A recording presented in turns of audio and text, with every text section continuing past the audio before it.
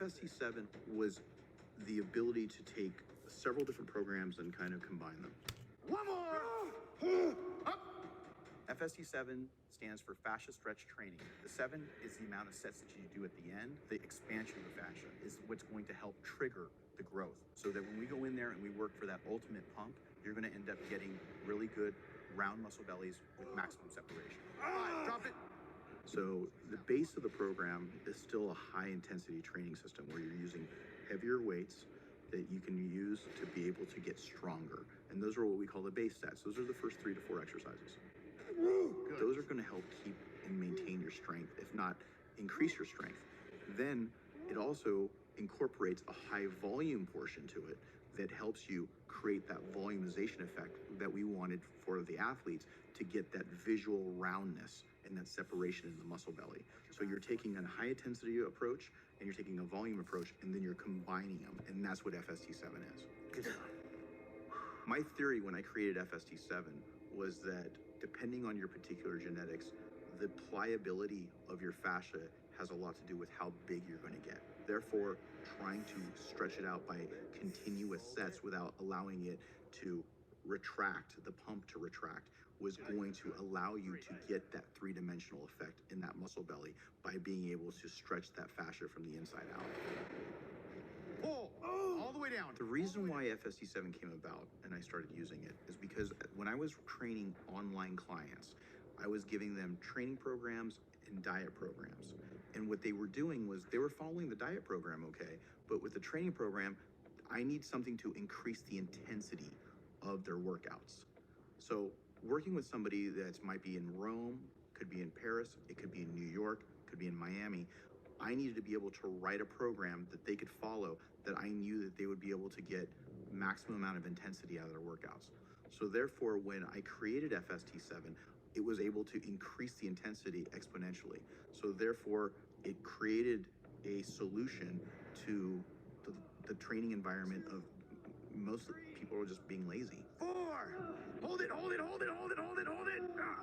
A beginner would use this program maybe only for 1 to 2 body parts a week, but depending on what the level of recovery is, if you are a person who gets plenty of sleep, eats protein every 2.5 to 3 hours, and you're able to be really, really consistent, you're going to be able to do FST 7 programs 2-3 times a week, no problem. If you're a person who trains kind of a little bit inconsistently, I would recommend starting off with maybe only once a week. Good. All right. What I usually recommend is somebody take a body part and use FST 7 for that body part for about 3 to 4 weeks, then switch it to a different body part. If you're doing, for example, for 3 weeks, you can be doing chest, and then you can switch over to shoulders for FST 7 after 3 weeks. Up, slow. There you go. I call these workouts the shock and awe workout, because what it's doing is you're not able to do this type of workout all the time. But when you do it, it does trigger growth. And if it's giving proper nutrition, proper rest, proper supplements, you are going to see the differences as early as 1 week. Good job. Well, when you're training this intense, it's really important to be able to maximize the pump, because what you're trying to do is it's all about blood flow. So between the hydration, which I talk a lot about making sure that you're properly hydrated, drinking water before the workout, drinking water during the workout, it's also making sure that you're getting the right types of ingredients that are going to help with that muscle expansion. And what that means is getting nitric oxide substrates that are going to help with that pump. You want to get that 20-30 minutes beforehand. You want to make sure that you're also, during the workout, you're getting something where you're going to be able to focus on your recovery. So branched chain amino acids, also glutamine, citrulline is also very nice to be able to have during the workout to continue the pump. So all of those things put together with the highest quality available is what you want to be able to fuel the workout, and then also to help you recover from it. Post-workout, I'm a heavy believer in a whey isolate along with some kind of carbohydrate to be able to help with the absorption and reintroduction of glycogen. Sip, sip. The food protocol is super important. It's one of the most important things because you're tearing down those muscle fibers and you're only growing after the fact. So the next 23 hours until your next workout, you are in growth mode. So it's so important that you're taking in protein every 2.5 to 3 hours.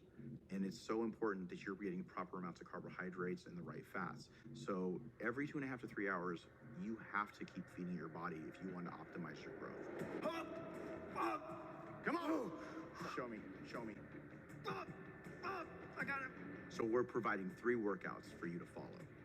One more. Jeremy's going to show you the intensity of the workout, the proper form. I'm going to be there coaching him, making sure to keep him motivated, keeping him focused, and making sure that he doesn't get injured.